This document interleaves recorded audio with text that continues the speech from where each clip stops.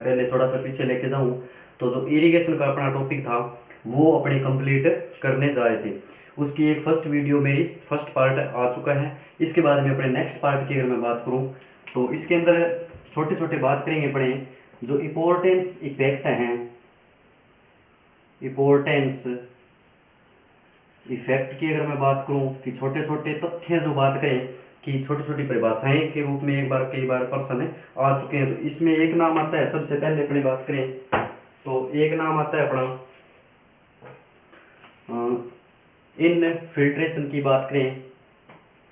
Infiltration क्या होता है सर? इनफिल्ट्रेशन, इन मीन्स अंदर जाना, इन मीन्स अंदर जाना, यानी जो अपना जल होता है वो भूमि के अंदर डायरेक्ट प्रवेश करता है, उसको क्या कहा जाता है? इनफिल्ट्रेशन है कहा जाता है। जल का मृदा में प्रवेश क्या कहलाता है?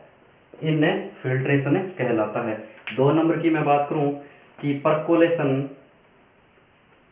परकोलेशन, अगर परकोलेशन वर्ड की अगर बात करें तो इसके अंदर क्या होता है? जो अपना जल होता है उस जल के साथ जो अपने लवण होते हैं वो धरती के अंदर जाते हैं, यानी जल प्लस लवण का मृदा के अंदर प्रवेश क्या कहलाता है? यानी परकोलेशन के नाम से जाना जाता है। इसके बाद में एक वर्ड आता है निक्षालन, सभी का सुना हुआ है निक्षालन। निक्षालन क्या होता है? यानी जल का जो प्रवेश है, जल का प्रवेश जड़ क्षेत्र से नीचे की ओर जाना, नीचे जाना, यानी पौधे होते हैं अपने, पौधों की जब तक जड़ क्षेत्र जहाँ तक माना जाता है उससे भी नीचे क्या है, जो अपना वाटर है वो कैपेसिटी है वो नीचे चली जाती है, उसको क्या कहा जाता है? निक्षालन के नाम से जाना जाता है। परकोलेशन क्या होता है? जो जल है उसके साथ अपने लवणों का भूमि में प्रवेश क्या कहलाता है? परकोलेशन कहलाता है। इनफिल्ट्रेशन मतलब इन मीन्स अंदर, यानी पानी का डायरेक्ट रूप में जमीन में या अपनी बात कर सकते हैं मृदा के अंदर प्रवेश क्या कहलाता है? इनफिल्ट्रेशन कहलाता है। इसके बाद में मैं नेक्स्ट परिभाषा की अगर बात करूं तो जो प्रवाह है उसकी बात करेंगे। प्रवाह बोल दो या अपवाह बोल दो। प्रवाह या अपवाह क्या होता है? जो धरातल पर बहकर पानी चला जाता है दूसरी जगह, उसको क्या कहा जाता है? प्रवाह। जल का धरातल पर बहकर जाना क्या कहलाता है? यानी अपनी बात करें छोटी छोटी डेफिनेशन की दो जो बहुत ज़्यादा मोस्ट इंपॉर्टेंट है, ये जो अवधारणाएं हैं ये इरिगेशन की मोस्ट अवधारणाएं मानी जाती है। जैसे इनफिल्ट्रेशन की बात करें, ठीक है, इसके बाद में परकोलेशन हो गया, निक्षालन हो गया, और प्रवाह या अपवाह जल का धरातल पर डायरेक्टली बहकर जाना क्या कहलाता है? अपवाह कहलाता है। इसके बाद में मैं बात करूं कि एक होता है जल निकास, नाम सुना होगा सभी ने, जल निकास।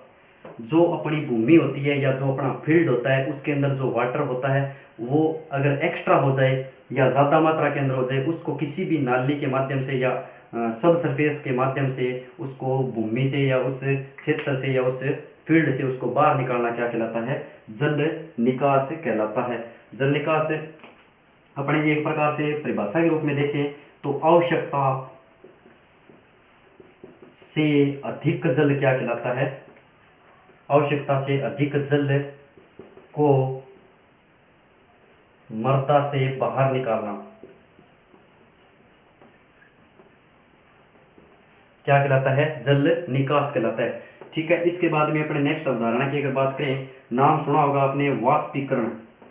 वाष्पीकरण, अगर मैं वाष्पीकरण वर्ड की बात करूं तो सबके दिमाग में आता है कि जो अपना धरातल है उसके ऊपर जो वाटर पड़ा है वो सूर्य की किरण से गर्म होएगा, उससे वाष्प बनेगी, वो वहां से उड़ेगा या वहां से ऊपर की ओर उठेगा वायुमंडल में। उस चीज को क्या किस नाम से जाना जाता है? वाष्पीकरण के नाम से जाना जाता है। सीधा सा लिख देते हैं अपने, धरातल से जल का ऊपर उठना क्या कहलाता है? वाष्पीकरण कहलाता है। यानी अपने छोटे छोटे डेफिनेशंस की बात कर रहे हैं। जल निकास जो है आवश्यकता से अधिक जल को मृदा से बाहर निकालना क्या कहलाता है? जल निकास कहलाता है। वाष्पीकरण की अगर मैं बात करूं, जो धरातल है अपना, धरातल से जल का ऊपर उठना क्या कहलाता है, वाष्पीकरण कहलाता है। एक नाम सुना होगा आपने, गटेशन, गटेशन, या अपने इसको कह सकते हैं मतलब गटेशन या बिंदु स्त्राव कह सकते हैं इसको, क्या कह सकते हैं, बिंदु स्त्राव। ये क्या होता है सर, जो अपने एक प्रकार से बात कर सकते हैं, जो तरल रूप में जल की जो हानि होती है, यानी जो पेड़ पौधे हैं अपने, तो पेड़ पौधों से तरल रूप में जो हानि होती है, उस अवधारणा को क्या कहा जाता है, गटेशन के नाम से जाना जाता है। यहाँ पे लिख देता हूँ मैं, तरल रूप में जल की हानि क्या कहलाता है, गटेशन के नाम से या बिंदु स्त्राव के नाम से जाना जाता है। इसके बाद में एक नाम आता है क्रांतिक अवस्था। अगर यहाँ तक नोटिस हो रहा है क्या, हाँ हो रहा है, यानी अपने यहाँ पे लिखे हैं सर क्रिटिकल स्टेज क्या होती है। क्रिटिकल स्टेज की मैं बात करूं तो जो क्रिटिकल स्टेज है उसको क्या कहा जाता है, अपने बात कर सकते हैं क्रांतिक अवस्था। सर क्रांतिक अवस्था क्या होती है, क्रांतिक अवस्था वो होती है जिसके अंदर पौधों को या फसल को आवश्यकता होती है किसकी, जल की, और उस टाइम अपने उसको पानी की जो आपूर्ति है या पूर्ति करवाते हैं, उसको क्रिटिकल स्टेज के नाम से जाना जाता है। यानी जो पौधे हैं अपने, पौधों की आवश्यकता को पूरा करना, यानी जो जल की आवश्यकता है उसको क्या करना है, अपने को पूरा करना है, उसको क्या कहा जाता है, क्रिटिकल स्टेज के नाम से जाना जाता है। यानी अपने कई बार कह देते हैं ना कि फूल आने के समय सिंचाई करो, फल बढ़ते समय सिंचाई करो, पौध बढ़ते समय सिंचाई करो, यानी अपनी जो सिंचाई है वो पौधों की आवश्यकता के आधार पे हो रही है, तो उस स्टेज को क्या कहा जाता है, क्रिटिकल स्टेज के नाम से जाना जाता है। इसके बाद में जीवन रक्षा एक नाम आता है, छोटी छोटी डेफिनेशन है, एक बार थोड़ा सा रिवाइज करवा देता हूँ। जैसे अपने बात करें इंपॉर्टेंट इफेक्ट्स की इरिगेशन में, इनफिल्ट्रेशन यानी अंदर जाना, परकोलेशन, परकोलेशन में क्या होता है, जल प्लस लवण के साथ जल का जाना, निक्षालन क्या होता है, जो अपना जड़ क्षेत्र होता है उससे जो जल नीचे चला जाता है उस क्षेत्र को क्या कहा जाता है, निक्षालन वर्ड के नाम से जाना जाता है। प्रवाह या ये तो नॉर्मल सी है। जल निकास बात करें अपने, आवश्यकता से अधिक जल को अपने फील्ड से बाहर निकालना क्या कहलाता है, जल निकास कहलाता है। वाष्पीकरण, धरातल से जल का ऊपर उठना। एक होता है वाष्पोत्सर्जन, वाष्पोत्सर्जन क्या होता है वो भी चलो डेफिनेशन में ले लेंगे अपने। बिंदु स्त्राव क्या होता है, तरल रूप में जल की हानि क्या कहलाती है, बिंदु स्त्राव कहलाता है। इसके बाद में बात करें अपने क्रिटिकल स्टेज की, तो ये मैंने डिफाइन कर दिया। इसके बाद में अपने बात करें वाष्पोत्सर्जन की, अगर मैं बात करूं तो पौधों की पत्तियों से, पौधों की पत्तियों से जल का बाहर निकलना क्या कहलाता है, वाष्पोत्सर्जन कहलाता है। यानी एक होता है वाष्पीकरण, एक होता है वाष्पोत्सर्जन। यहाँ पे लिख लेते हैं अपने, यहाँ पे लिखते हैं अपने वाष्पोत्सर्जन।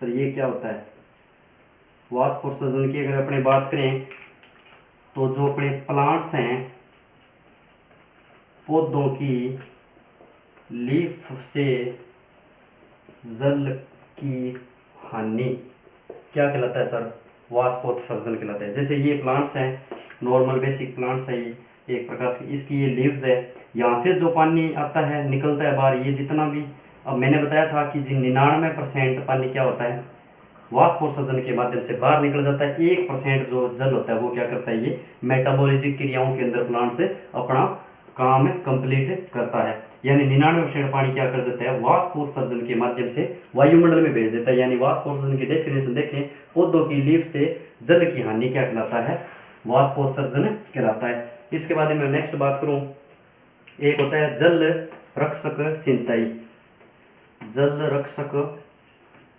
सिंचाई। ये क्या होता है सर, जल रक्षक, जल रक्षक यानी सिंचाई अपने क्या कर सकते हैं, एक जैसा एक प्लांट्स है, शुष्क एरिया के अंदर अगर प्लांट्स है उसको एक ही सिंचाई अपने प्रदान करके उसका जीवन बचा सकते हैं, उस डेफिनेशन को क्या कहा जाता है, जल रक्षक सिंचाई कहा जाता है। यानी अपने बात करें लंबी अवधि,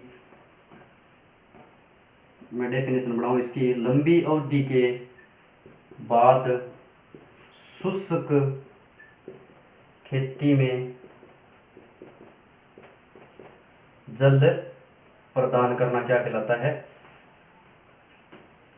जल रक्षक सिंचाई कहलाता है। ये क्या कहलाता है? जैसे लंबी अवधि निकल चुकी है शुष्क एरिया के अंदर, जैसे बारिश वगैरह आई नहीं, उसके बाद में अपने किसी भी तरीके से माध्यम से अपने उसको अगर प्लांट्स को अपने सिंचाई दे रहे हैं तो उस सिंचाई को क्या कहा जाता है? जल रक्षक सिंचाई के नाम से जाना जाता है। इसके बाद में ये तो होगी डेफिनेशन। इसके पहले अपने बता था क्लासिफिकेशन ऑफ इरिगेशन, क्लासिफिकेशन के बारे में डिटेल से अपने पता किया था। इसके बाद में अपने नेक्स्ट टॉपिक अगर देखें तो एक नाम आता है सिंचाई के स्रोत। क्या आता है?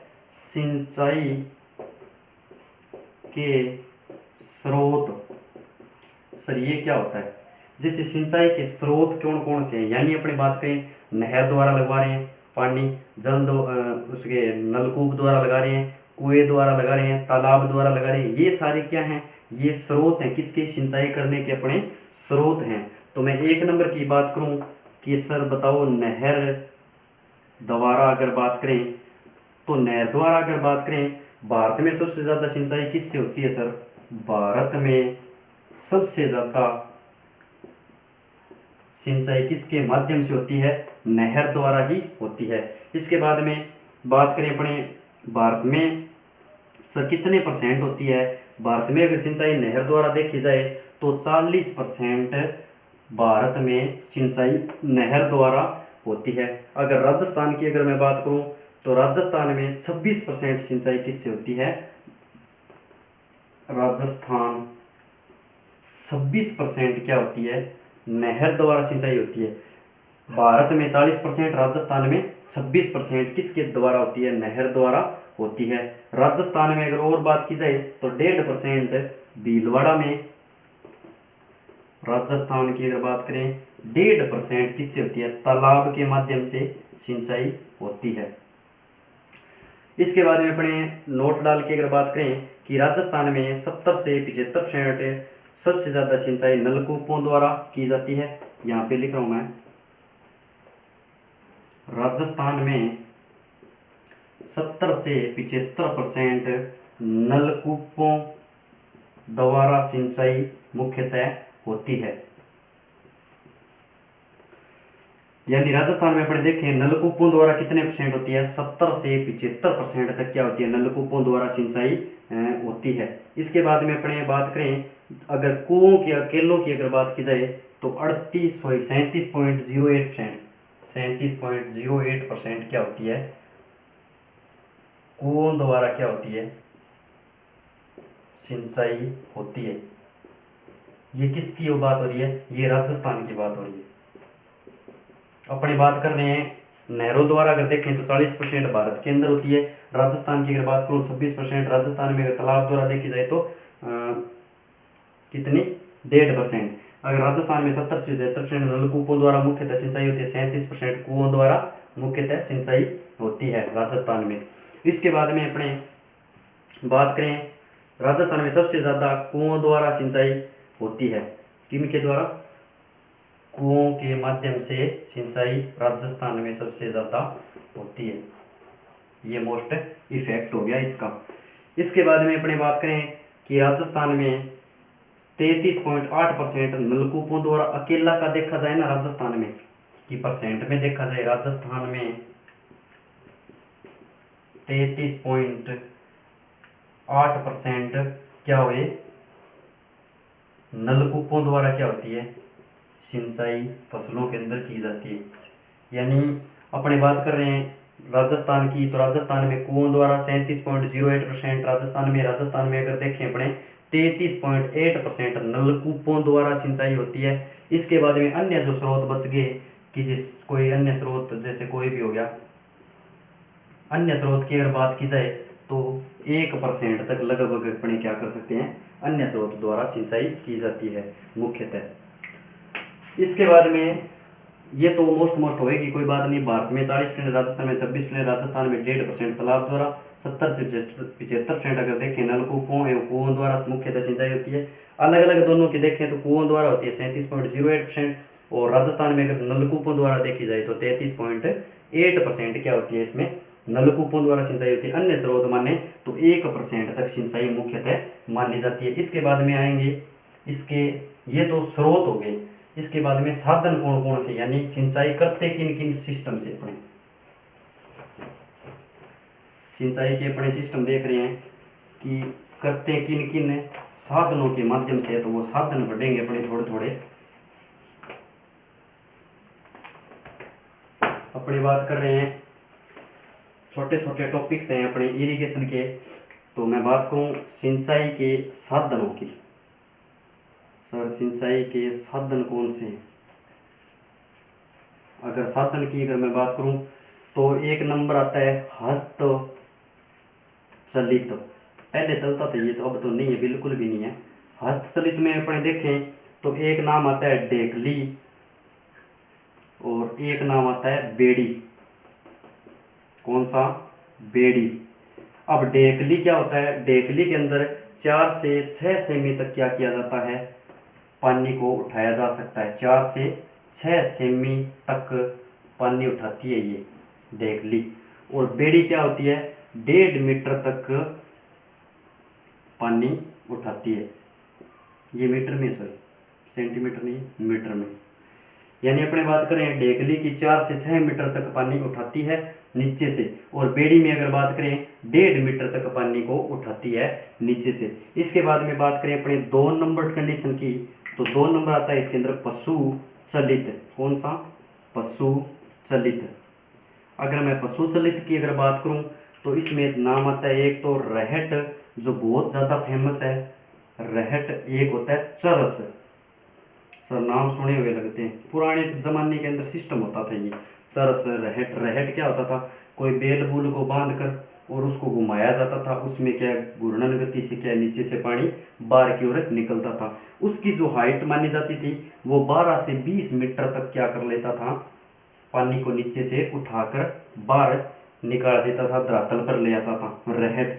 चरस जैसे अपने इस तरीके से पानी को कोई चक्कर की माध्यम से उसको निकाल देते, उसको उस विधि को चरस विधि के नाम से जाना जाता था। यहाँ पे जो चरस विधि जो थी वो 30 मीटर तक क्या कर सकते थे?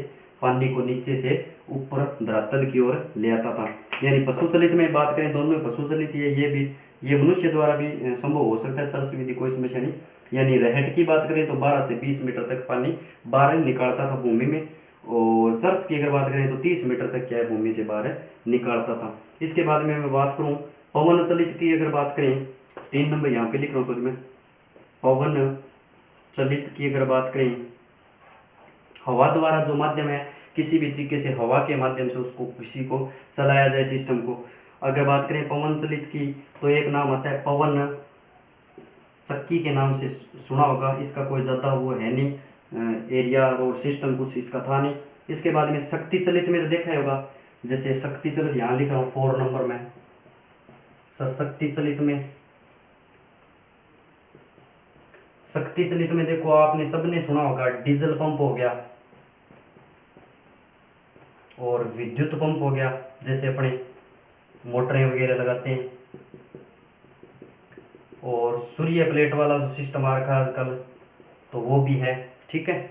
यानी सौर ऊर्जा, सोलर पंप बोल दो, सौर ऊर्जा बोल दो, यानी सोलर पंप हो गया। मोस्टली ये 3 ही अपने यूज़ कर रहे हैं आज। शक्ति चलित में देखें तो डीजल पंप हो गया, विद्युत पंप हो गया और सोलर पंप, जो आज राजस्थान के अंदर भी सोलर पंप बहुत ज़्यादा मात्रा के अंदर लगे हैं।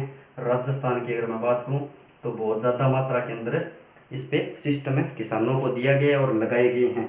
सोलर पंप को लगाने की बहुत ज़्यादा डिमांड चल रही है।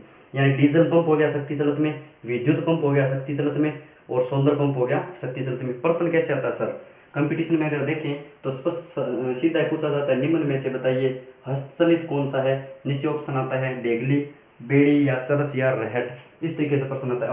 अपन इसमें बात करें अगर पशु चलित में तो स्पष्ट पूछा जा सकता है कि रहट निम्न में से पशु चलित है, तो ऑप्शन में चारों ये मिलेंगे आपको। क्या मिलेंगे? ये मिलेंगे।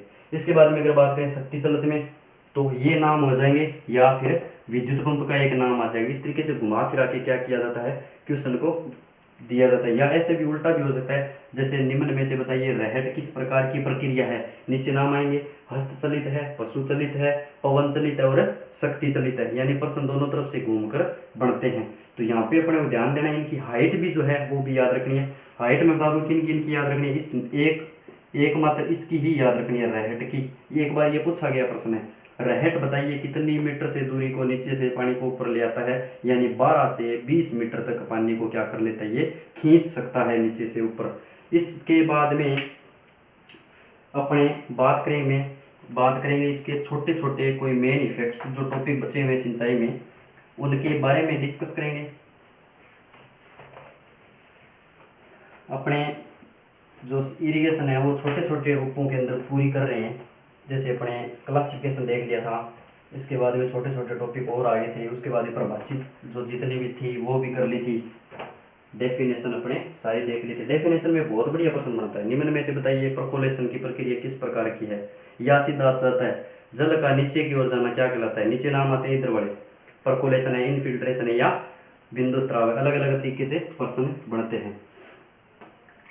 अगर अपने छोटे छोटे टॉपिक्स की अगर बात करें, सबसे अधिक कुल सिंचित क्षेत्र कौन सा माना जाता है, सबसे अधिक सिंचित क्षेत्र, तो बात करें अपने भारत की तो यूपी का जो क्षेत्र है वो सबसे अधिक कुल सिंचित यानी टोटल इरिगेटेड एरिया माना जाता है। क्या माना जाता है, टोटल इरिगेटेड एरिया माना जाता है।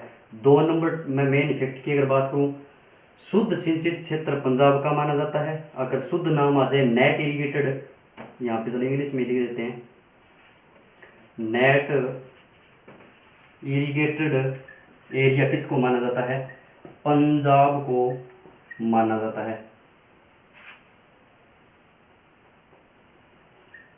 ठीक है, यानी अपने बात कर रहे हैं सबसे अधिक टोटल सिंचित एरिया क्षेत्र कौन सा है, यूपी है। और इसके बाद में अपने ना बात करें, शुद्ध सिंचित क्षेत्र पंजाब का माना जाता है, यानी नेट इरिगेटेड एरिया कौन सा माना जाता है, पंजाब का मुख्यतः माना जाता है। इसके बाद में अपने बात करें, राजस्थान में कुल क्षेत्रफल का केवल 17% क्षेत्रफल सिंचित माना जाता है, यानी अपने राजस्थान की अगर मैं बात करूं तो 17% क्या माना जाता है, इरिगेटेड एरिया माना जाता है, इरिगेटेड एरिया माना जाता है, यानी 17% क्या माना जाता है, राजस्थान का इरिगेटेड क्षेत्र माना जाता है। यानी टोटल जो एरिया है उसका परसेंट निकला हुआ है कि कितना इरिगेटेड में है, कितना नॉन इरिगेटेड में है। जो इरिगेटेड में है वो 17% मोस्टली माना जाता है। इसके बाद में मैं बात करूं, जो नहर है अपनी, 1 नंबर पॉइंट की मैं बात करूं, जो नहर है, नहर द्वारा सिंचाई किन जिलों में होती है।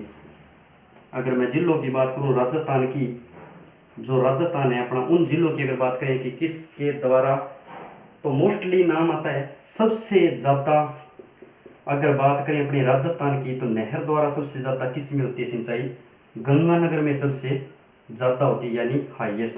2 नंबर स्थान किसका आता है, हनुमानगढ़ का आता है।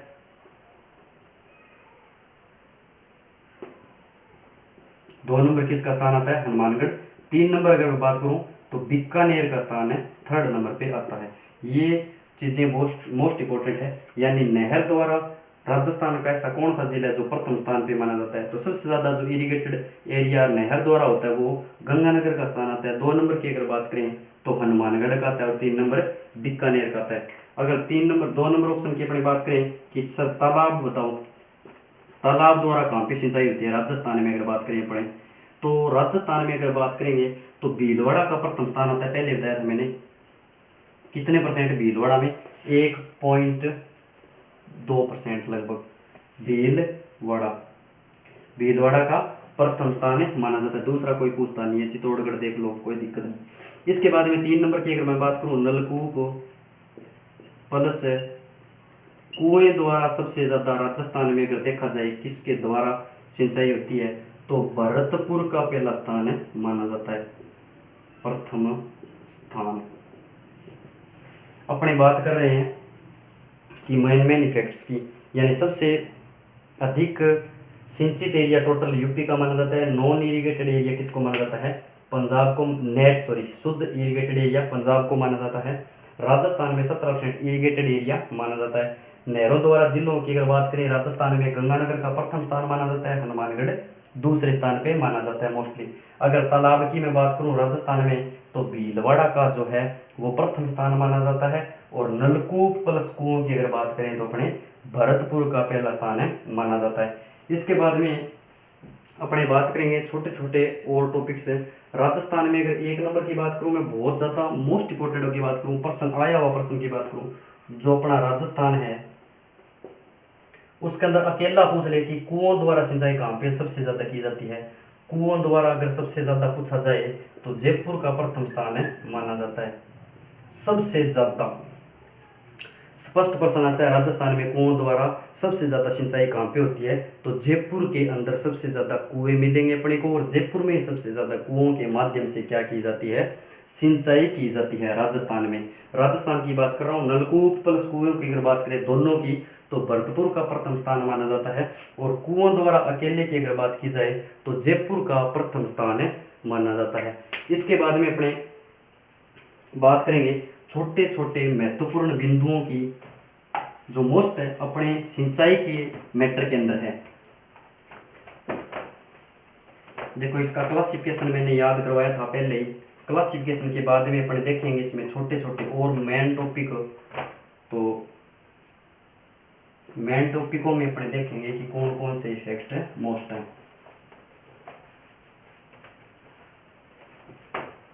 अपने बात करने जा रहे हैं महत्वपूर्ण बिंदु, यानी छोटे छोटे जो अपना प्लांट है उस प्लांट को 80 से 90% भाग पानी का बना होता है। जो अपना प्लांट होता है वो क्या होता है, 80 से 90% तक उसकी बॉडी या स्ट्रक्चर की अगर बात करूं प्लांट की, जैसे ये प्लांट है, क्या ये प्लांट है, इसकी जो बॉडी है वो 80 से 90% तक क्या है, जल की बनी होती है, यानी वाटर की बनी हुई होती है। एक नंबर इफेक्ट। दो नंबर की इफेक्ट की अगर बात करें, जो अपना सीड होता है तो उसका सीड का जो अपने एम्ब्रियो की बात करें, अपने एक प्रकार से भ्रूण की अगर बात करें, तो भ्रूण का जर्मिनेशन जल के बिना संभव नहीं है, ये तो सब जानते हैं। यानी जो अपना सीड है उसके अंदर जो एम्ब्रियो पाया जाता है उसका जो जर्मिनेशन है या अंकुरण है वो जल के बिना संभव नहीं है, यानी 2 नंबर इफेक्ट हो गए। ये छोटे छोटे इफेक्ट्स हैं जो याद करने पड़ेंगे अपने को। इसके बाद में अपने अगर बात करें कोशिका विभाजन की, तो कोशिका विभाजन जो होता है वो जल के मध्य ही होता है, यानी जल के बिना कोशिका विभाजन संभव नहीं है। ये लाइनें सारी ऐड करनी है अपने को, बढ़िया तरीके से लिखना है। देखो मैं शॉर्ट में अगर समझा रहा हूँ तो इसको आप लंबी करके कैसे भी लिख सकते हो कि जी कोशिका विभाजन जल के बिना संभव नहीं है, कहीं दिक्कत नहीं, ऐसे कर सकते हो। सीड जो होता है उसमें जो भ्रूण होता है, भ्रूण का अंकुरण जल के बिना संभव नहीं है। इसके बाद इसको कर सकते हो, जो पौधे हैं अपने उसका 80 से 90% भाग जो होता है वो जल से बना होता है। हो हा ही, ये आप लगा सकते हो, मैं नॉर्मली बता रहा हूँ आपको बेटर तरीके से, जो शॉर्ट तरीके से। इसके बाद में अपनी बात करें जो कार्य करता है अपना वो किस रूप में करता है, ये प्रश्न आ सकता है। जल जो होता है, जल जो है वो वाहक का कार्य करता है, वाहक का कार्य, यानी कोई भी चीज को पहुंचाने में जो सहायता प्रदान करता है उसको अपने क्या कहते हैं, वाहक कहते हैं, या माध्यम कहते हैं, या मीडिया कहते हैं, क्या कहते हैं। तो इस चीज को क्या कहा जाता है, वाहक कहा जाता है। यानी जल को अपने क्या कह सकते हैं, एक वाहक है, यानी न्यूट्रिएंट्स को लेके जाता है जाइलम फ्लोएम के द्वारा, इसमें क्या है फिर ये वाहक का कार्य करता है। इसके बाद में अपने बात करें जल जो है कार्बोहाइड्रेट का स्थानांतरण करता है, कोई दिक्कत नहीं, कार्बोहाइड्रेट का स्थानांतरण करता है, कहीं समस्या नहीं, यानी कार्बोहाइड्रेट का स्थानांतरण कौन करता है, जल करता है। इसके बाद में बात करें, देखो मोस्ट बात अपने एक बात कर ही ली थी, यहाँ पे दोबारा बता देता हूँ। जो ये अपना प्लांट है वो 99% क्या कर देता है, जल को बाहर निकाल देता है। ये मोस्ट इंपॉर्टेंट इफेक्ट है, ये याद रखना है, क्वेश्चन बहुत बार आ चुका है ये, कि बताइए निम्न में से जो प्लांट्स है वो कितने % जल अपने यूज में लेता है, तो 1% लेता है मेटाबॉलिज्म क्रिया के अंदर, ठीक है। यानी अपना जो प्लांट है वो 99% जल बाहर निकाल देता है और 1% क्या करता है, मेटाबॉलिज्म क्रियाएं या उपापचय क्रियाएं कह सकते हो आप, उसके अंदर यूज करता है। थोड़ा सा रिवाइज करवा देता हूँ, जो मोस्ट इफेक्ट्स हैं उसके बारे में बात कर रहे हैं। प्लांट जो है 80 से 90% भाग वाटर का बना होता है। सीड या भ्रूण जो होता है, भ्रूण का जर्मिनेशन जल के बिना संभव नहीं है। कोशिका विभाजन भी संभव नहीं है प्लांट्स के अंदर। जल जो है वाहक का कार्य करता है, कहीं समस्या नहीं है। कार्बोहाइड्रेट का स्थानांतरण कौन करवाता है, जल करवाता है। जल जो है वो 1% क्रियात्मक या उपापचय क्रियाओं के अंदर काम आता है, 99% तक क्या हो जाता है, जल उससे बाहर निकल जाता है। तो अपने क्या है कि छोटे छोटे इफेक्ट्स पूरे कर लिए। इसके बाद में अपने देखेंगे कि जो अपना इरिगेशन जो टॉपिक है, इसके अंदर जो पौधों की जल मांग होती है, रिक्वायरमेंट होती है, वो किस प्लांट की कितनी होती है वो बताऊंगा मैं। और मोस्टली डाटा कई बार कंपटीशन एग्जाम के अंदर आ ही जाता है। सबसे पहले मैं बात करूं, अगर जलमांग जो है प्लांट्स की उसकी बात करें, जलमांग टॉपिक मैं यहाँ पे लिख रहा हूँ। प्लांट्स का जो जलमांग होती है, रिक्वायरमेंट होती है, उसकी कितनी होती है किस प्लांट्स की, वो बात कर रहा हूँ। 1 नंबर की मैं बात करूँ अगर शुगर केन की, तो गन्ने में जो जलमांग होती है वो 1500 से लेके 2500 तक जलमांग होती है। एमएम में होती है, ये किसमें, एमएम के अंदर होती है। सबसे ज्यादा अगर माने तो किसकी है, गन्ने की है। टोटल क्रॉप्स के अंदर सबसे ज्यादा जलमांग किसकी है, 1500 से 2500 एमएम किसकी है, शुगर केन की है। इसके बाद में मैं बात करूं राइस की, जो अपनी राइस है उसकी होती है 900 से लेके 2500 तक एमएम। सर ये मिनिमम डाटा, ये मिनिमम कम है ना, इसलिए इसकी कम है, इसको ज़्यादा मान रहे हैं। यानी ये 1500 से स्टार्ट होती है और 2500 तक खत्म होती है, इसकी ज़्यादा जलमांग है। यानी शुगर केन की क्या होती है, ज़्यादा होती है जलमांग। इसके बाद में नेक्स्ट में अगर बात करूं कपास की, यानी कॉटन, कॉटन में अपने देखें सर कितनी होती है, 700 से लेके कई बुकों में 800, कईयों में 900, लगभग 850 तक कवर कर सकते हैं अपने। यानी 700 से 850 तक की किसकी होती है, कपास की होती है। इसके बाद में मैं बात करूं मक्का की, मेज की, अगर मेज के अंदर देखा जाए तो 500 से 800 तक क्या होती है, 500 से 800 एमएम तक मक्का की जो रिक्वायरमेंट होती है वो मानी जाती है मुख्यतः। इसके बाद में मैं बात करूं ग्राउंड नट की, GROUND, ground nut, ground nut में अगर देखा जाए तो 500 से 700 तक क्या मानी जाती है, मुख्यतः एमएम तक इसकी रिक्वायरमेंट मानी जाती है। यानी ये क्या होता है सर, जो जलमांग होती है वो स्टार्टिंग से लेके एंडिंग तक, जब प्लांट्स तैयार होता है, जब तक वो तैयार होता है, डफ अवस्था में आता है, पका अवस्था में आता है, वहां तक अपने जितनी पानी की आवश्यकता होती है जल की, पूरे मतलब उसके जीवन साइकिल के अंदर, वो रिक्वायरमेंट क्या कहलाती है, जलमांग के नाम से जानी जाती है। ग्राउंड नट के बाद में अपने बात करें, अगर वीट की अगर बात करें तो 450 से 600 एमएम होती है वीट, 450 से 500 तक को किसकी होती है, वीट की मोस्टली मानी जाती है। इसके बाद में अपने बात करें सोयाबीन की, सोयाबीन को भी 450 से 600 तक मोस्टली माना जाता है।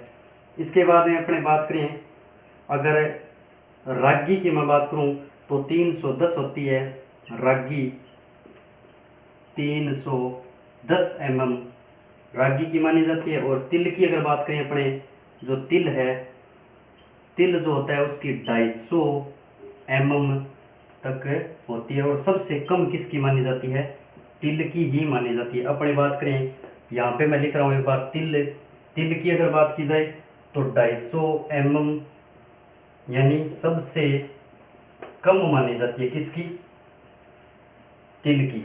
सबसे ज़्यादा की अगर बात की जाए तो शुगर केन की सबसे ज़्यादा मानी जाती है। अब प्रश्न आता है सबसे ज़्यादा या सबसे कम। सबसे पहले प्रश्न ये इसी पुट होता है, सबसे कम पूछी जाए कौन सी क्रॉप की जल मांग है, तिल की है। सबसे ज़्यादा पूछी जाए तो शुगर केन की है। सबसे कम जो है वो कितने mm है, किस क्रॉप की है, तो तिल की है और 250 mm होती है। सबसे ज़्यादा किसकी है, शुगर केन की, और कितनी है, 1500 से लेके 2500 mm तक होती है। इसके बाद में जो मोस्ट क्रॉप्स थी उनकी जो वाटर रिक्वायरमेंट थी मैंने बताई है। ये क्या होता है, जो क्रॉप्स होती है अपनी स्टार्टिंग से लेके एंड तक जो जीवन साइकिल के अंदर जो जल चाहिए उसको, पूरी क्रॉप को, वो जल कहलाता है क्या, जलमांग कहलाता है। यानी शुगर केन, दोबारा रिवाइज करवा देता हूँ, जो 1500 से लेके 2500 mm तक, ये डाटा जरूर याद करना पड़ेगा, इसमें से क्वेश्चन आए हुए हैं, ये आता है कई बार, शुगर केन वाला भी आया हुआ, राइस वाला भी आया हुआ है। इसके बाद में अपने राइस की बात करें तो 900 से लेके 2500 mm, कॉटन 700 से 850 भी है, और कई बुकों में 900 तक भी डाटा दिया हुआ है, कहीं समस्या नहीं है। अगर मेज की बात करें 500 से लेके 800 mm, यानी ज़्यादा अपने सारी क्रॉप्स का मैंने नहीं लिखवाया, जो मोस्ट है उसका लिखवाया है, तो ये याद कर लेना आप। मेज की बात करें 500 से लेके 800 mm, ग्राउंड नट की बात करें तो 500 से लेके 700 mm तक, वीट का 450 से लेके कई बार कई बुकों में 600 तक mm भी रिक्वायरमेंट है इसकी, कहीं समस्या नहीं। इसके बाद में अपने सोयाबीन की बात करें 450 से लेके 600 mm मानी जाती है। इसके बाद में रागी की बात की जाए तो 310 mm किसकी है, रागी की मानी जाती है, और तिल सबसे कम मानी जाती है 250 mm।